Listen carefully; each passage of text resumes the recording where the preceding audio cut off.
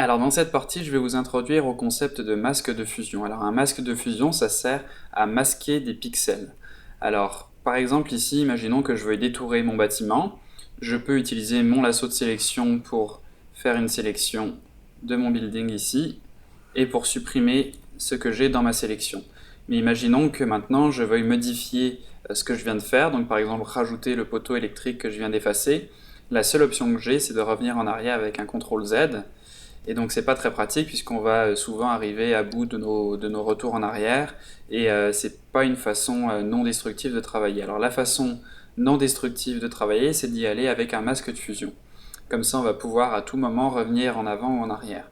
Alors pour créer un masque de fusion, on va cliquer sur la petite icône ici en bas à droite de notre écran et vous voyez que ça va ajouter un autre calque à côté du calque que j'avais de sélectionner qui va être lié avec le petit symbole ici. Et donc si je viens maintenant avec un pinceau dessiner dans ce calque, donc là on peut voir que j'ai ce calque de sélectionner, donc je vais bien dessiner dans mon masque de fusion et non directement sur mon calque.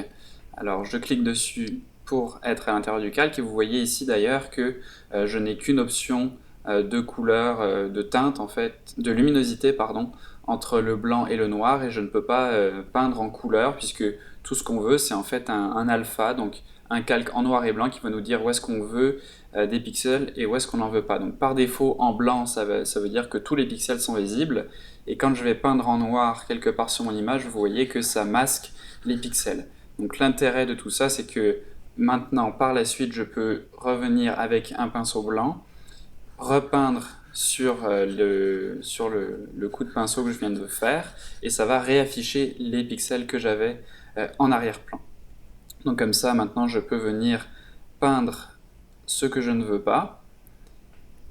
Donc là je refais ma sélection sur mon building et on va aller voir ce que contient mon masque de fusion. Alors pour voir ce qui est à l'intérieur d'un masque de fusion, on va faire Alt, clic gauche sur le masque de fusion et là vous voyez que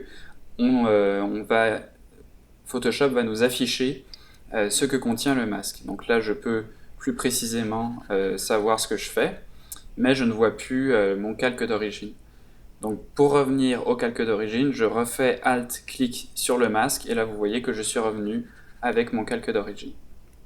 On peut aussi faire CTRL-clic sur le calque comme on l'a vu dans les autres vidéos pour sélectionner les pixels qui sont à l'intérieur du calque. On peut aussi faire un clic droit pour désactiver, donc qui va être accessible avec le raccourci Shift-clic. Donc avec Shift-clic, j'active, je désactive le masque pour voir son effet. Je peux le supprimer, l'appliquer, donc si je l'applique ça va appliquer le masque à mon calque et là vous voyez que ça revient à la même chose que ce que j'ai fait au départ, c'est-à-dire que les pixels ne sont plus là et je ne peux plus revenir en arrière. On a aussi la possibilité de délinker en fait le calque de son masque de fusion.